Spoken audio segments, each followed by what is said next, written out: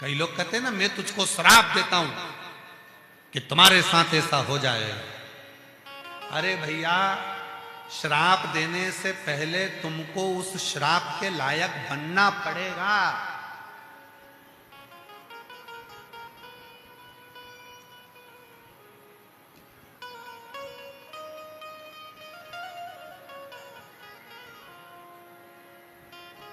कितना सुंदर कहा है। शिव जी ने पार्वती जी से कहा, पार्वती जी कह रही हैं कि मैंने अपनी जिंदगी में ना जाने कितना कितना पाप कर्म, हो सकता है कि झाड़ू लगाने पर, भोजन बनाने पर, कर्म करने पर हो सकता है कुछ पाप होगा, फिर भी आप मुझे कथा सुनाने के लिए अमरनाथ जी की गुफा में लेकर आए। शंकर भगवान कहते हैं, पार्वती मैं तुझे कथा सुनाने के लिए इसलिए लेकर आया हूं क्योंकि मैं जानता हूं कि संसार में केवल एक जगह ऐसी है जहां बैठकर व्यक्ति की जिंदगी के सारे पाप एक क्षण में समाप्त हो जाते हैं, और वो शिव महापुराण की कथा है जिसमें पहुंचकर व्यक्ति के सारे पाप समाप्त हो। शिव की स्तुति, शिव की शरणागति, भगवान शंकर का भजन, भगवान शिव का नाम जाप, भगवान शिव का मंत्र जाप, भगवान शिव का उच्चारण, भगवान शंकर के स्मरण फल दे।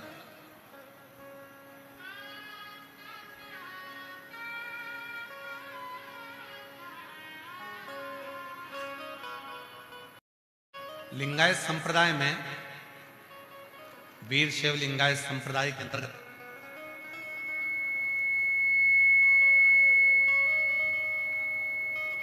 वीर शैव लिंगायत संप्रदाय के अंतर्गत 63 नैनारों की कथा था। 63 नैनार।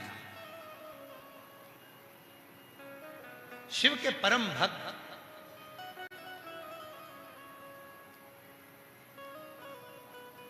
वीर शैव लिंगायत संप्रदाय के अंतर्गत एक कथा आती है अमर नीति नैनार की।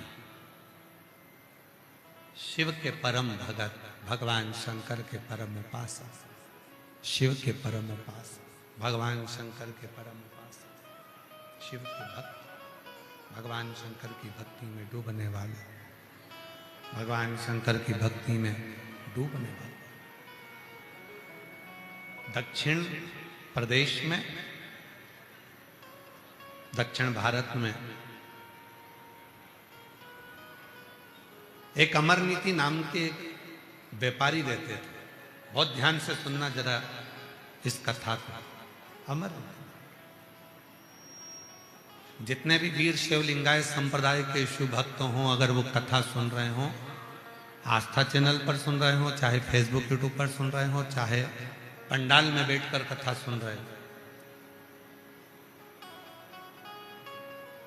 पुरुषोत्तम मास में, अधिक मास में अगर 63 नैनारों में से एक नैनार की भी शिव महापुराण की कथा के अंतर्गत कथा सुनने को मिल जाए, समझ लेना कि तुमने 12 ज्योतिर्लिंग का दर्शन और काशी में गंगा का स्नान कर लिया।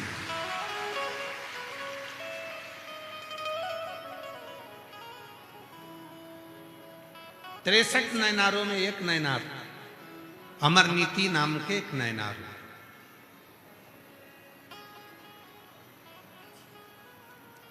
व्यापारी थे, व्यापार करते थे, व्यापार में लगे रहते। पर व्यापार के साथ में उनका एक काम था, शिव के कोई भक्त अगर उनके गांव में आ जाए तो उनको भोजन कराना, भजन कराना और कुछ वस्त्र देकर उनको विदा करना। शिव भक्त है, और शिव भक्त का एक काम सबसे प्रबल होता है कि वो भजन भी कराता है, भोजन भी कराता है, और भक्ति के साथ में कुछ जो उससे बनता है वो देकर विदा भी करता है।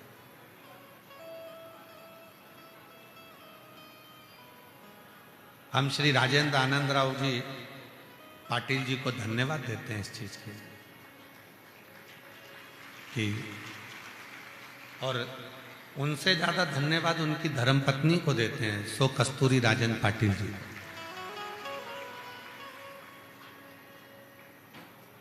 ये बिना दोनों के सांझे के ये कथा नहीं आ सकती थी।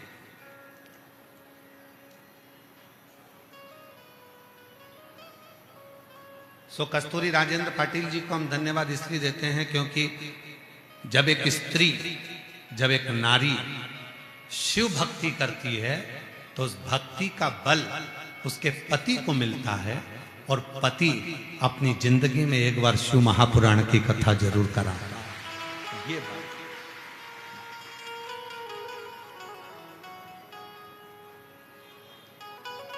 तो पाटिल साहब, ये कथा ना जाने कितनी जीजियों को, कितने मेरे जीजाओं को, कितनी बेटियों को, कितने बेटाओं को, कितने बुजुर्ग माता पिता को सुनने का आपने मौका दिया। इस क्षेत्र में कथा होना बहुत कठिन काम है, बहुत कठिन। पर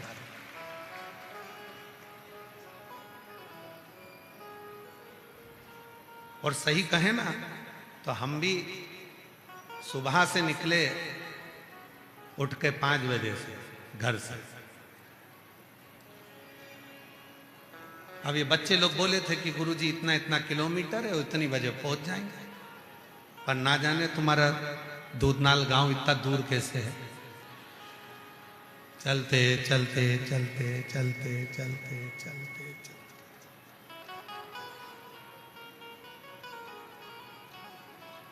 ऐसा लग रहा था जैसे शिव जी पूरी परीक्षा ले रहे हैं।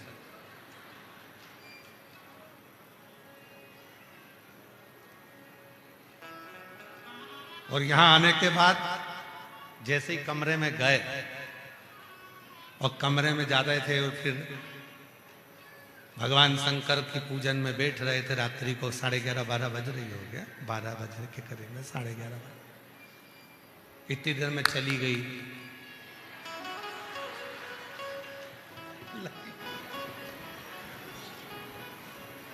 हमने सत्यम पंडित जी को बुलाया, हमने कहा सत्यम तुम पहले आए हो तो लाइट चली गई।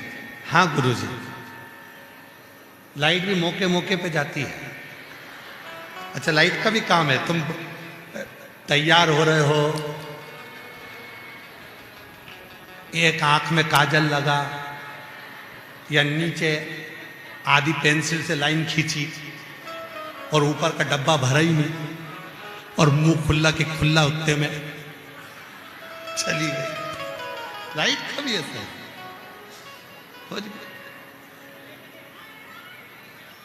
महाराज फिर बताया सत्यम पंडित जी ने कि लाइट तो आएगी जाएगी, जनरेटर है, इन्वर्टर है, सब व्यवस्था लगी। पर शिव परीक्षा बहुत होती है।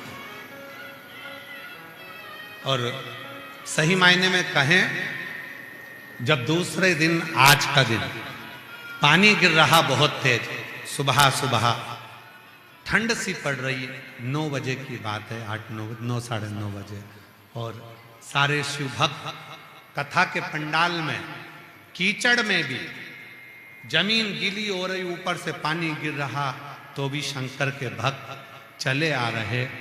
तब मन में आया कि इसी को शिव भक्ति कहते हैं और भगवान शंकर के भक्त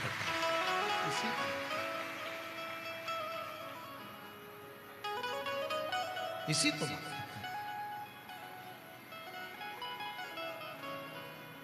और फूलों की कलियों,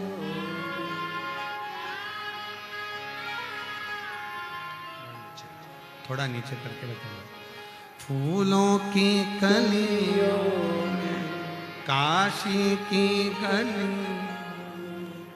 तेरे बिना कुछ कहीं ना, तेरे बिना भी क्या जीना हो, तेरे बिना भी क्या जीना ओ भोले रे, तेरे बिना भी क्या जीना ओ शंभू रे, तेरे बिना भी क्या जीना।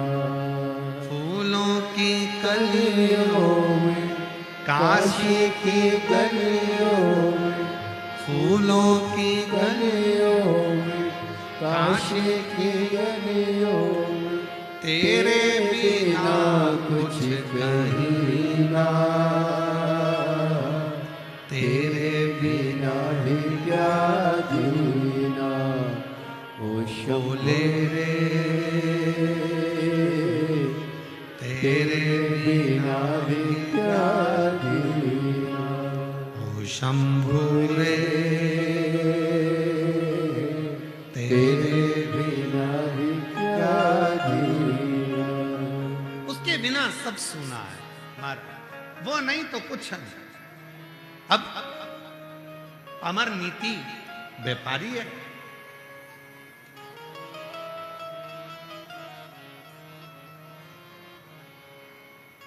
अमर नीति व्यापारी है, शिव का भक्त है, शंकर का उपासक है।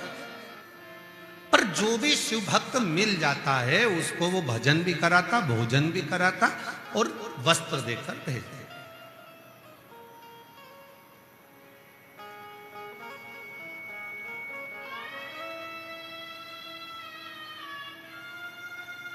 उसके दरवाजे से जितने भी निकल कर जाते हैं ना, सबके चेहरे बड़े खुश दिखते। एक दिन पार्वती जी बैठी थी शिव जी के साथ काशी में, और नंदनवन में काशी में पार्वती जी शिव जी के साथ बैठी थी, और शिव जी के साथ बैठी हुई माता पार्वती का ध्यान अमर नीति नयनार के यहां से आते हुए शिव भक्तों पर माता पार्वती जी का ध्यान चले गए। पार्वती जी ने शिव जी से पूछा, ये अमर नीति नयनार के यहां से जो भी निकल कर जाता है सब मुस्कुराते हैं, खुश दिखते हैं, उसके चेहरे पर अलग रौनक दिखती है, सबका चेहरा खिला हुआ होता है, बात क्या? शंकर भगवान बोले, पार्वती, शंकर का सच्चा जो भक्त होता है, शिव का गुणगान करने वाला होता है, शिव की उपासना करने वाला होता है, शिव को भजने वाला जो होता है, उसके पास में जो जाता है शिव का भक्त, उसको कुछ दे चाहे ना दे, पर अपने भीतर का शिव तत्व मात्र अपनी दृष्टि से दे देता है, अपनी दृष्टि।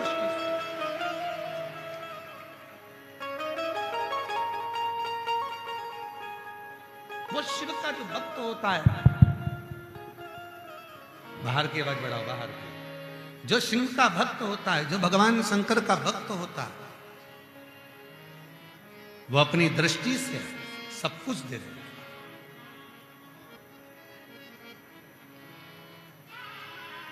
कभी मौका मिल जाए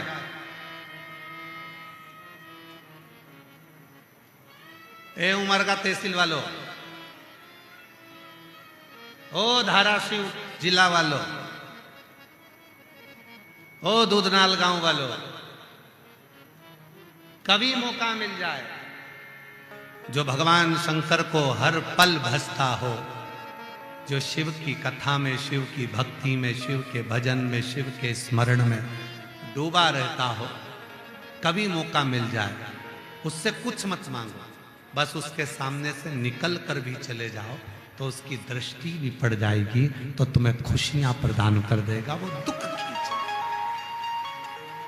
तुम्हारी तकलीफों को खींचे, तुम्हारे कष्टों को खींचे, तुम्हारी परेशानियों को खींचे।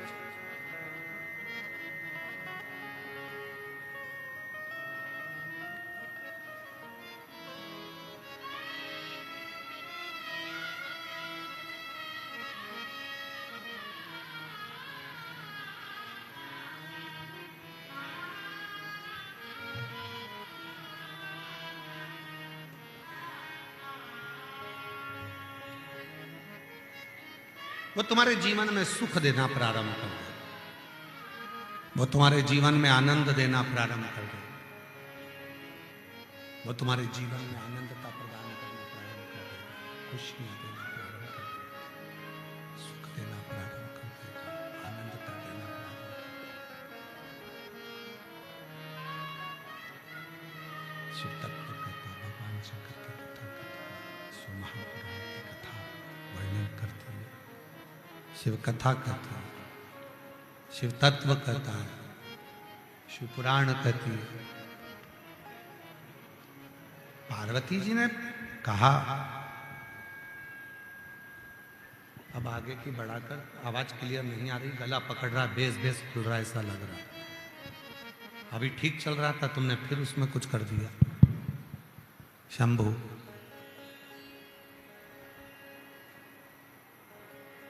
पार्वती जी ने कहा कि आखिर इस अमर नीति के पास में से जो भी निकल कर जाता है, उसके अंदर खुशियां कैसे आ जाती है, उसके मुख पर प्रसन्नता कैसे आ जाती है, उसके अंदर इतना सुख कैसे आ जाता है,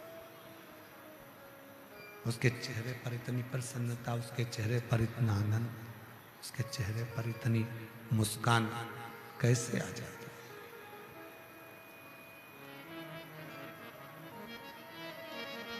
क्या कारण है?